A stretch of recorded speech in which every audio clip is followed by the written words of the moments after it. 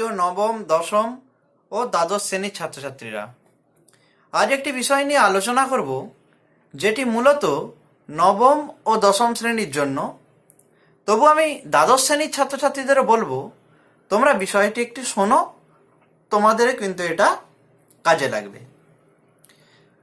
বিষয়টি হলো গ্রামারের একটি বিষয়, transformation of parts of speech, অর্থাৎ এক পার্ট অফ স্পিচ থেকে অন্য পার্ট অফ স্পিচে পরিবর্তন।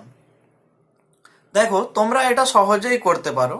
একটি নাউন থেকে একটি ভার্বে পরিবর্তন বা ভার্ব থেকে অ্যাডজেক্টিভে পরিবর্তন তোমরা করে দেবে, কিন্তু তার রূপটা তোমরা পরিবর্তন করতে পারলেও তোমাদের সমস্যাটা তখনই তৈরি হয় যখন সেটার বাক্যে প্রয়োগের সময় গ্রামাটিক্যাল স্ট্রাকচার মেনটেন করতে হয়, আবার তার অর্থটাকেও বদলানো চলে না, অর্থটা এক রাখতে হয়।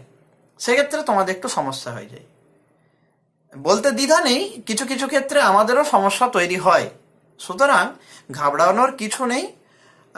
তোমাদের যেটা সমস্যা, দেখবে কোনো গ্রামার বইয়েই এর জন্য সঠিক নিয়মকানুন দেওয়া নেই, অর্থাৎ এর জন্য পার্টিকুলার কোনো নিয়মকানুন বানানো নেই, যেটা ন্যারেশন চেঞ্জ, ভয়েস চেঞ্জের ক্ষেত্রে রয়েছে বা ক্লজের ক্ষেত্রে রয়েছে, এসবের ক্ষেত্রে রয়েছে।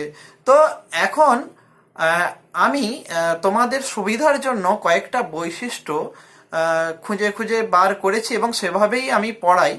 তো আমি তোমাদের চাইবো সেই বৈশিষ্ট্যগুলিকে নিয়ম হিসাবে নয়, গাইডলাইন হিসাবে দেখো।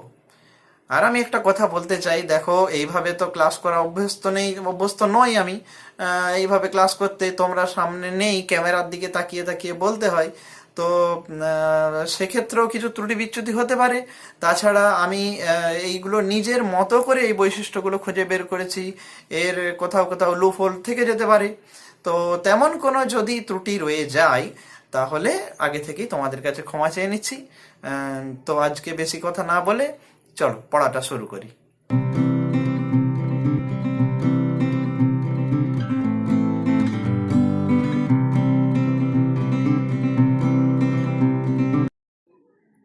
দেখো, এটা ঠিকই যে গ্রামার করার ক্ষেত্রে তোমাদের অনেক নিয়ম কানুন মনে রাখতে হয়, কিন্তু প্র্যাকটিস করতে করতে তোমরা এমন একটা জায়গায় চলে যাও যেখানে আর তোমাদের এত কিছু নিয়ম মনে রাখতে হয় না, অটোমেটিক্যালি তোমরা কিন্তু করে ফেলো।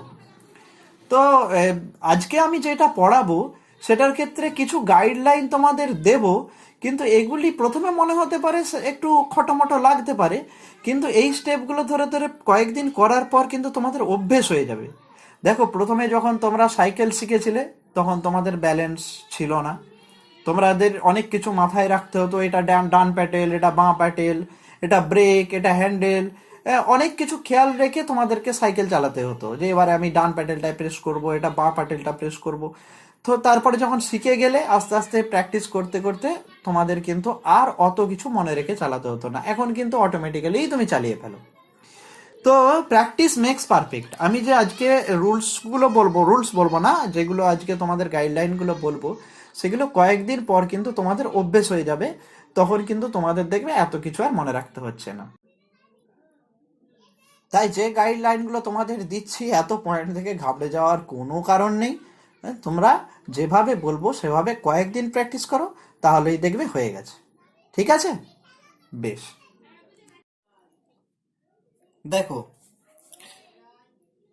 ট্রান্সফরমেশন অফ পার্টস অফ স্পিচের ক্ষেত্রে আমরা কি করব না, একটা পার্ট অফ স্পিচ থেকে অন্য আরেকটা পার্ট অফ স্পিচে পরিবর্তন করব। তোমাদের যে টাস্কগুলো দিয়েছিলাম, তোমরা যেগুলো গ্রুপে পাঠিয়েছো উত্তরগুলো, সেগুলো আমি চেক করে দেখতে পাচ্ছি তোমাদের অন্যগুলোর অনেকটা ঠিকঠাক হলেও এখানে এসে একটু কিন্তু সমস্যা হয়ে যাচ্ছে। তো যাদের যাদের ক্লাসগুলো করেছিলাম আমি লকডাউন হওয়ার আগে, তারাও দেখছি অনেকে ভুল করছে, সেসব সেকশনের ছেলেমেয়েরা অনেকে ভুল করছে। তো আমি ঠিক করেছি ওই জন্য এগুলো আবার নতুন করে পড়াবো। তো দেখো, আমরা ট্রান্সফরমেশন অফ পার্টস অফ স্পিচের ক্ষেত্রে যে পার্টস অফ স্পিচগুলোর পরিবর্তন করব, তাতে একটা পার্ট অফ স্পিচ থেকে অন্য একটা পার্ট অফ স্পিচে তো পরিবর্তন করবই, তার সঙ্গে সঙ্গে কিন্তু সেন্টেন্সটির সিনট্যাক্স এবং তার মিনিং দুটো কিন্তু এক রাখবো। এবারে আমাদের পার্টস অফ স্পিচ আছে 8টা। আমাদের কি 8টা পার্টস অফ স্পিচই চেঞ্জ হবে? না, মূলত চেঞ্জ করি আমরা 4টে পার্টস অফ স্পিচ। সেগুলো কি কি? নাউন, অ্যাডজেক্টিভ, ভার্ব এবং অ্যাডভার্ব। এবারে প্রতিটি শব্দেরই কিন্তু এই 4টে করে পরিবর্তন হয় না। অর্থাৎ তোমাকে নাউন দিল, সেক্ষেত্রে তুমি সেই নাউন থেকে অন্য 3টিতে পরিবর্তন করতে পারবে এরকম কোনো মানে নেই, আর তার দরকারও নেই। কেন বলি? কারণ হচ্ছে পরীক্ষার প্রশ্নপত্রে তোমাদের একটিতেই পরিবর্তন করতে বলা থাকবে, তাই না? তাহলে সেক্ষেত্রে তো কোনো অসুবিধাই নেই। দেখো, তবু আমি বলতে চাই, যেমন ধরো একটি শব্দ আমি বলছি, ধরো যেমন হোপ। হোপ শব্দটির কিন্তু 4টি ফর্মই আছে। হোপ দেখো একদিকে যেমন নাউন ফর্ম, তেমনি আবার হোপ সেই শব্দটির কিন্তু ভার্ব ফর্মও। আবার যদি তোমাকে অ্যাডজেক্টিভ করতে বলে, তুমি কি করবে? না হোপফুল। আর অ্যাডভার্ব করতে বললে করবে হোপফুলি। দেখো, কয়েকদিন আগে তোমাদের একটা টাস্ক দিয়েছিলাম, সেখানে একটা শব্দ ছিল এবল, অ্যাডজেক্টিভ। তোমাদের নাউন করতে বলেছিলাম, তোমরা কি করেছিলে? এবিলিটি। ওটা যদি ভার্ব করতে বলতাম তাহলে কি হতো? এনেবল। অ্যাডভার্ব করলে এবলি। তো বুঝতে পারছো, এইভাবে পরিবর্তনগুলো প্রথমে কিন্তু হয়, তারপর সেটাকে সেন্টেন্সে প্রয়োগ করা হয়। দেখো, আমরা ট্রান্সফরমেশন অফ পার্টস অফ স্পিচে যে পড়বো, সেটা কিন্তু আমরা পড়বো টপিক ওয়াইজ। দেখো, আজকে আমরা এখন শিখবো অ্যাডজেক্টিভ থেকে কিভাবে নাউনে পরিবর্তিত হয়। আমি তোমাদের সেদিনে যে লাইভ ক্লাস করেছিলাম, তাতে বুঝতে পারছিলাম ওই লিখে লিখে করলে অনেক সময় নষ্ট হচ্ছে লিখতে গিয়ে। ওই জন্য কি প্রশ্নগুলি আমি হোমওয়ার্ক করে রেখেছি, উত্তরগুলি কিভাবে হচ্ছে আমি কিন্তু দেখাবো।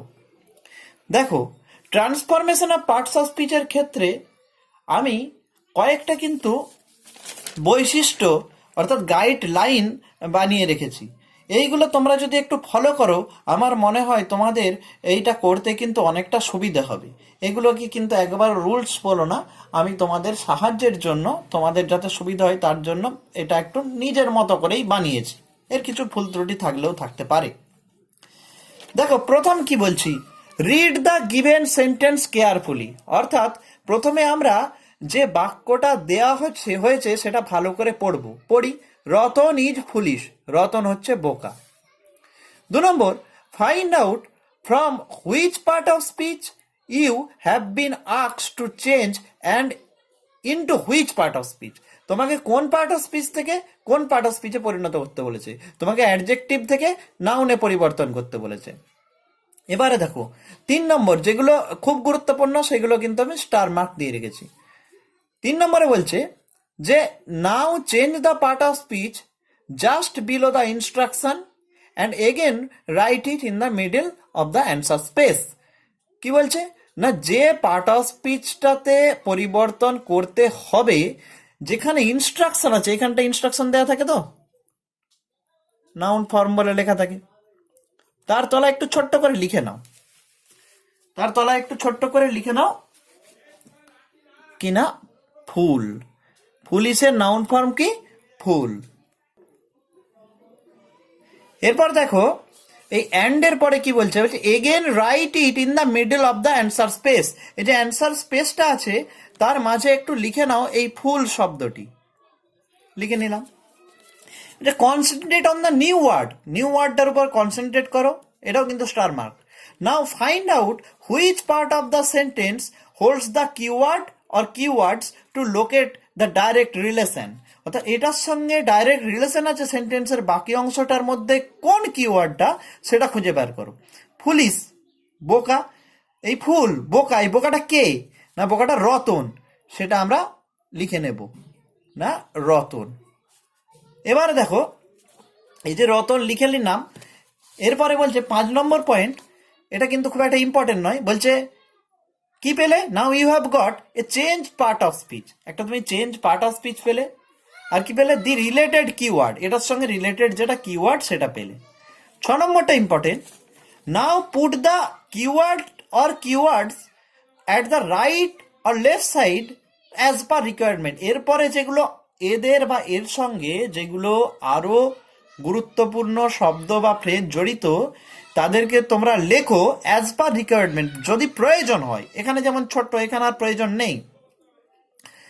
অফ দ্য প্রিভিয়াস ওয়ার্ডস, যে শব্দগুলো আগে লিখেছো তার ডান দিকে বা বাঁ দিকে, হ্যাঁ, বা তোমার কি বলে আবার এই যে আরো শব্দ পেয়েছো সেগুলোর পাশাপাশি সেই শব্দগুলো তখন লিখতে হবে। এখানে তো ছোট সেন্টেন্স, এখানে দরকার নেই। বেশ, তারপরে কি বলছে, change other necessary part of speech if you require any time. যদি কখনো তোমাদের প্রয়োজন মনে হয় যে দেখো এই একটা তোমার অ্যাডজেক্টিভের চেঞ্জ করতে গিয়ে আরো হয়তো অন্য কোনো ওয়ার্ডের পার্ট অফ স্পিচটা চেঞ্জ করতে হচ্ছে, তাহলে সেক্ষেত্রে প্রয়োজন মনে করলে সেটাও করতে হবে। তারপরে দেখো 8 নম্বরে কি বলছে, finally correct and check the syntax of the sentence. যেটা গুরুত্বপূর্ণ, এরপর আমাকে সেন্টেন্সের সিনট্যাক্স অর্থাৎ বাক্য বিন্যাসটা কিন্তু ঠিক করতে হবে।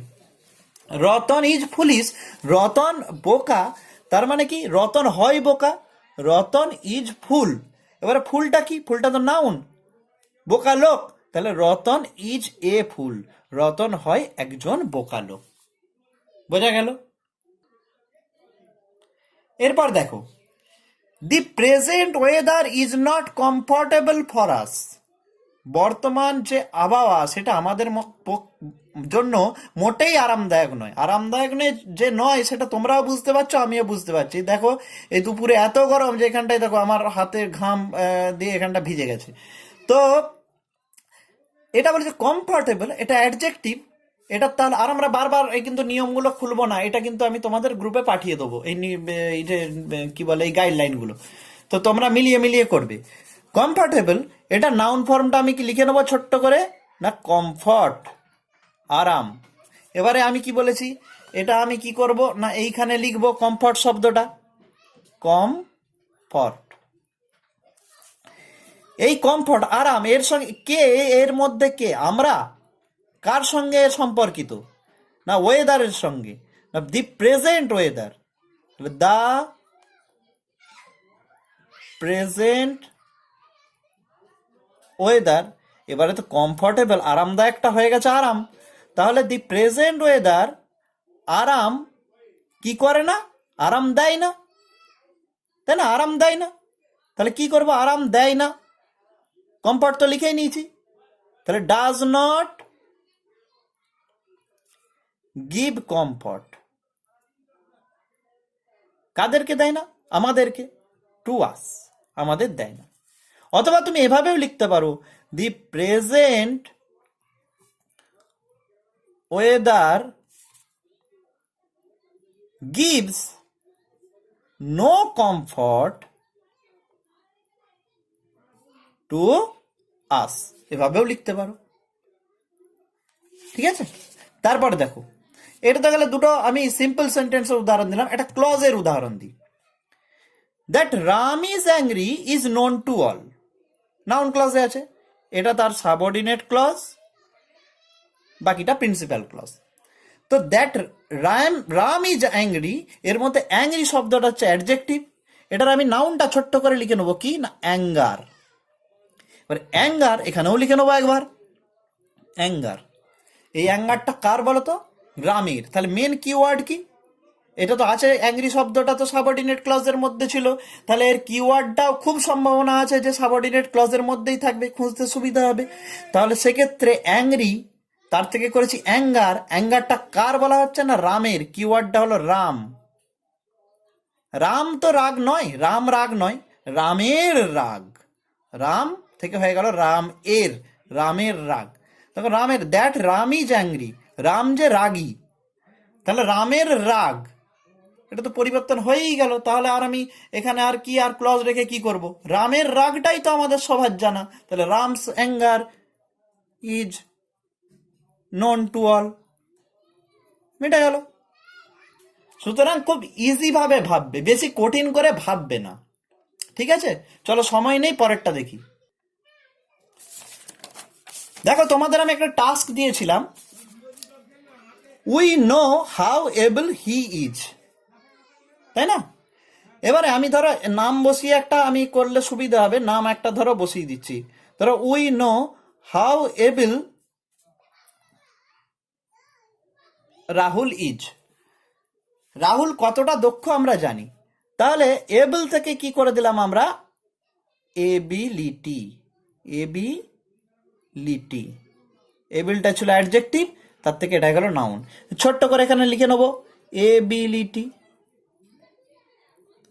এটাও দেখো ক্লজ ছিল, we know how able Rahul is, তাহলে সাবঅর্ডিনেট ক্লজ হচ্ছে Rahul, sorry how able Rahul is. তাহলে এই সাবঅর্ডিনেট ক্লজের মধ্যে কিওয়ার্ডটা পাবো, যেহেতু যে পার্ট অফ স্পিচটাকে চেঞ্জ করতে বলেছে সে আছে সাবঅর্ডিনেট ক্লজের মধ্যে। তাহলে এই এবিলিটিটা কার সম্বন্ধে বলা হচ্ছে, রাহুলের সম্বন্ধে। কার এবিলিটি, রাহুলের এবিলিটি। তাহলে আবার সেই আগের মতোই হয়ে গেল, দেখো রামের রাগ, রাহুলের এবিলিটি।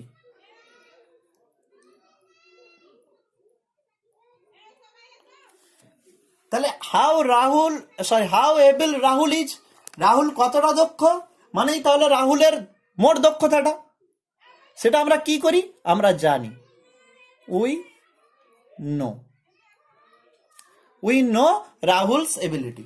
দেখো তোমাদের যদি কাটাকুটি করতেও হয় এইভাবে কিন্তু প্র্যাকটিস চালিয়ে যাও, হ্যাঁ, দেখবে একটা সময় গিয়ে তোমাকে আর এত কিছু করতে হচ্ছে না, তুমি নিজেই করতে। তোমাদের যখন টেন্স শিখিয়েছিলাম তখন কিন্তু আমি বলেছিলাম যে তোমরা ভেঙে ভেঙে করবে। তো তোমাদের যখন ভয়েস শিখিয়েছিলাম, বিশেষ করে তোমাদের যখন ন্যারেশন শিখিয়েছিলাম, তখন বলেছিলাম যে তোমরা একবার দরকার হয় রাপ করবে, তারপর সেটাকে ফ্রেশ করবে।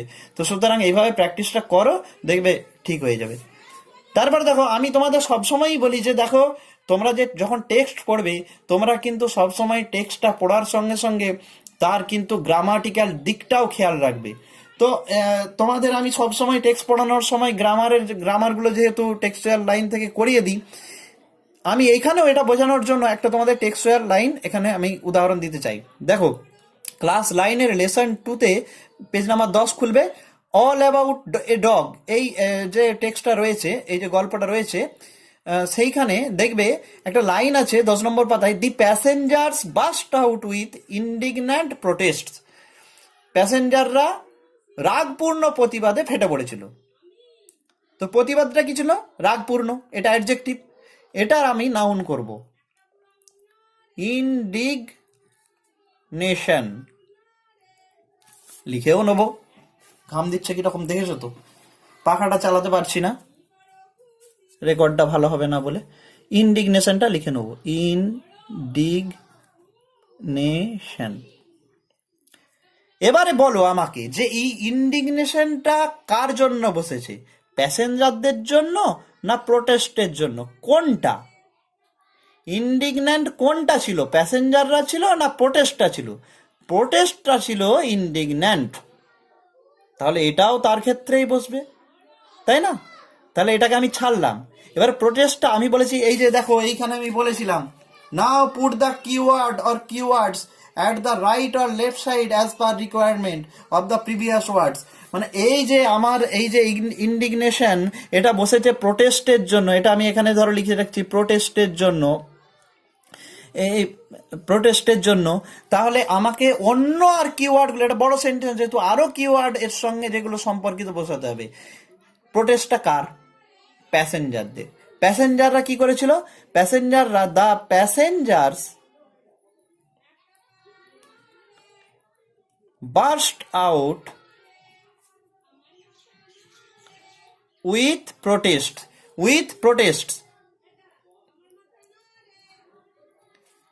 প্রোটেস্টে ফেটে পড়েছিল তারা। প্রোটেস্টটা কিরকম ছিল, ইন্ডিগন্যান্ট, যেটাকে আমরা বর্তমানে ইন্ডিগনেশন করে দিয়েছি। তাহলে প্রোটেস্টটা ছিল রাগে পরিপূর্ণ, তাই না? তার প্রোটেস্ট কোন দিকে লিখবো, ইন্ডিগনেশন শব্দটা এখানে লিখলে তো আবার অ্যাডজেক্টিভ বসাতে হয়, তাহলে আমাকে লিখতে হবে এই দিকে, ইন্ডিগনেশন। রাগে কি ছিল না, প্রতিবাদটা পরিপূর্ণ ছিল, তাহলে লিখে আমরা ফুল অফ ইন্ডিগনেশন। তোমাকে যদি আরেকবার এখানে ফেয়ার করতে হয়, দরকার হলে আরেকবার এখানে ফেয়ার করে দেবে, ঠিক আছে? তো এর বেশি উদাহরণ দিতে গেলে আমরা অন্যগুলো পড়াতে পারবো না। তো আমরা আপাতত শিখলাম যে ট্রান্সফরমেশন অফ পার্টস অফ স্পিচের ক্ষেত্রে আমরা কিভাবে অ্যাডজেক্টিভ থেকে নাউনে পরিবর্তন করব। তোমাদের যদি বুঝতে অসুবিধা হয় তোমরা কিন্তু ফোন করো, ঠিক আছে? গ্রুপে জানিও বুঝতে পারছো কিনা। আমরা এরপরে শিখব কিভাবে ভার্ব থেকে নাউনে পরিবর্তন করতে হয়।